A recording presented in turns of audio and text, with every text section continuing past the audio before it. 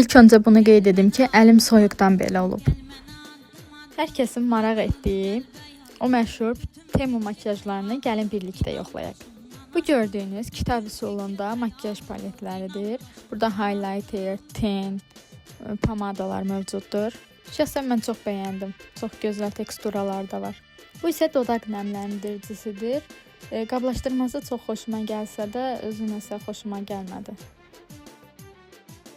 Bu çox funksiyalı qələmdir. Gördüyünüz kimi pomadası, göz karandaşı, hər bir şey var içində. Bu da yaxşıdır əslində. Uzaq bir yol gedərkən və yaxud da çantamıza ata biləcəyimiz rahat bir məhsuldur. Bu pomadanı əslində mən Bakıdan almışam.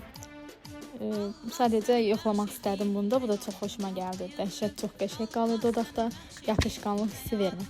Bu isə siqaret formasında olan qələmdir. Mən çox bəyəndim. Düzdür, rəngləri çox açıq olsa da, amma teksturası çox xoşuma gəldi. Siz necə qələmlər xoşlarsınız? Nazik yoxsa qalın?